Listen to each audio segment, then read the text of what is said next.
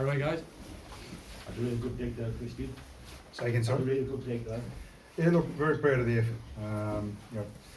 I thought our blokes tried really hard, and for long periods of that game, I thought we were well on top physically, and just had to sort of keep chipping away. And the unfortunate thing was we created plenty of opportunities, and we did a really good job for the most part defensively. But when we had those opportunities, we just didn't quite ice a couple of them tonight.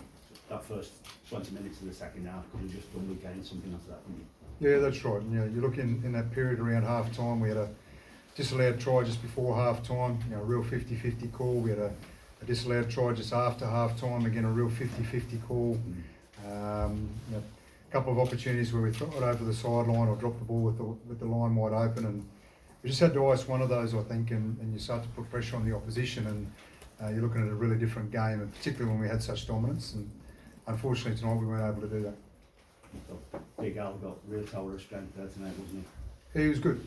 Look, I thought everyone was good, to be fair, and there's no one I was disappointed with in terms of effort. And El, Tomo, Morgan Knowles, those blokes really ripped in there in the middle against a terrific pack, the best pack in the world in terms of club footy. And I thought our blokes who come off the bench did a terrific job as well. Matty Lees and Louis, as they do every week, come on and gave us plenty of energy. And in that period when we were on top just after half time, they're a big part of that. And it was great to have James Roby back too. He's only going to get better with some more footy. Did you get the better of them physically, Kristian? I think we did for patches, yes.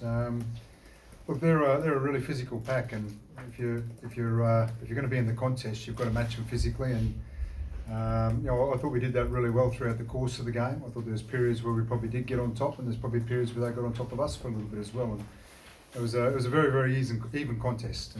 And as I said before, we created plenty of opportunities. We just didn't quite finish them on a number of times. And to their credit, the couple of opportunities they created, they iced them and found points. Seemed to be a lot of high shots on your boys, but no sort of card. What did you make of that? You're right. There was a fair few indiscretions. Probably don't want to comment on it, to be honest. Yeah. How much do you enjoy that as an event, and do you think this is something that we can make more of if the two competitions get together? I think it's a terrific event. I think our fans supported it outstandingly. Everyone I've spoken to from the Roosters has commented on how good the atmosphere was, how good a night it was, how tough a game of footy it was. I think it is something that our competition is obviously behind. The NRL needs to get behind as well, and it's deserving of being a really big event on the rugby league calendar worldwide, and figuring out where and when and how you do it, and making it a real importance, I think. And that atmosphere tonight was certainly deserving of that, and so was the performance from both teams. It was a great game of footy.